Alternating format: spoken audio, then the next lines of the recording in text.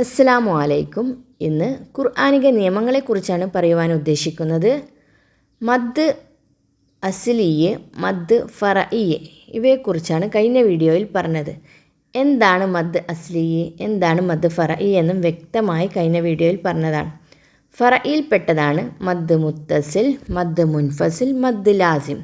ലാസിം വരെ പറഞ്ഞു കഴിഞ്ഞു. ഇനി പറയുന്നത് മദ് ആരിൽ, മദ് ലീൻ. എന്താണ് മദ് ആരിൽ?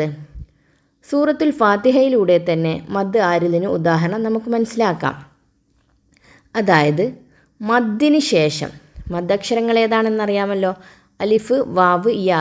ഈ മദ്ദിന് ശേഷം സ്റ്റോപ്പ് ചെയ്യാൻ വേണ്ടി, അതായത് വഖഫ് ചെയ്യാൻ വേണ്ടി നമ്മളായിട്ട് സുക്കൂൻ കൊടുക്കുന്നതിനെയാണ് മദ് ആരിൽ എന്ന് പറയുന്നത്.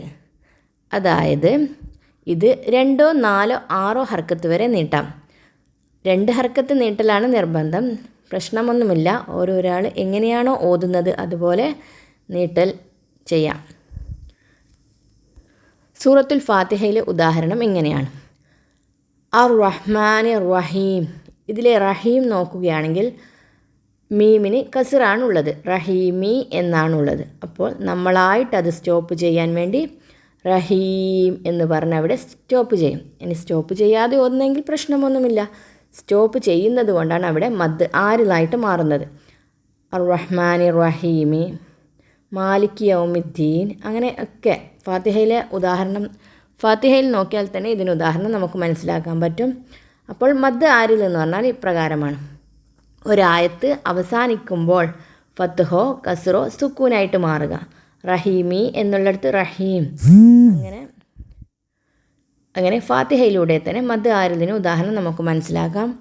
ഇനി മദ് ലീൻ. എന്താണ് മദ് ലീൻ? ഫത്ഹിന് ശേഷം സുക്കൂനോടുകൂടി വാവോ യാഓ വന്ന് ആ ആയത്ത് അവസാനിക്കുകയാണെങ്കിൽ ഇവിടെ ഈ ലീനിൻ്റെ അക്ഷരങ്ങൾ, അതായത് യാ, വാവ്, ഇതാണ് ഇവിടെ ലീനിൻ്റെ അക്ഷരങ്ങളായി പറയുന്നത്. ഈ അക്ഷരങ്ങൾ 2 ഹർക്കത്ത് വരെ നീട്ടണം. ഉദാഹരണം സൂറത്തുൽ ഖുറൈശ്. സൂറത്ത് ഖുറൈശ് തന്നെ ഉണ്ട്. ഈ ലാഫി ഖുറൈശ്, അതിലെ ഖുറൈശിൻ്റെ യാ ആണ് ഇവിടെ ലീനിൻ്റെ അക്ഷരം. അപ്പോൾ അവിടെ 2 ഹർക്കത്ത് നീട്ടൽ നിർബന്ധമാണ്. ഖുറൈശ് സൂറത്തിൽ തന്നെ ഇതിൽ യാഇൻ്റെയും വാവിൻ്റെയും ഉദാഹരണം നമുക്ക് മനസ്സിലാക്കാം. വ ആമനഹും മിൻ ഹൗഫ്, അവിടെ വാവിനും ഉണ്ട് അതുപോലെ. അപ്പോൾ യാഓ വാവോ ആണ് ലീനിൻ്റെ അക്ഷരങ്ങൾ. ഈ വാവും യാവും വന്നു കഴിഞ്ഞാൽ അവിടെ 2 ഹർക്കത്ത് വരെ നീട്ടൽ നിർബന്ധമാണ്.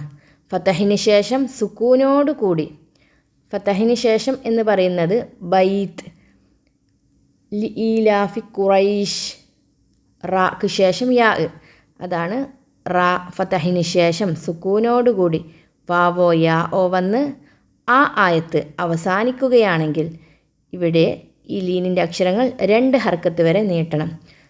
ഇതാണ് ലീൻ എന്ന് പറയുന്നത്.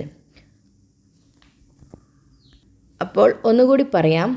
മദ് ആരിലിന് ഉദാഹരണമാണ് സൂറത്തുൽ ഫാത്തിഹയിലെ അൽഹംദുലില്ലാഹി റബ്ബിൽ ആലമീൻ, അർ റഹ്മാനി റഹീം.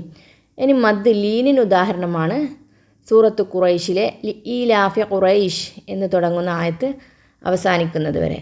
അപ്പോൾ മദ് ആരിൽ എന്താണെന്നും മദ് ലീൻ എന്താണെന്നും എല്ലാവർക്കും മനസ്സിലായെന്ന് വിചാരിക്കുന്നു. അപ്പോൾ ഇത്രയും കാര്യങ്ങളാണ് മദ്ദിനെക്കുറിച്ച് പറയാനുള്ളത്.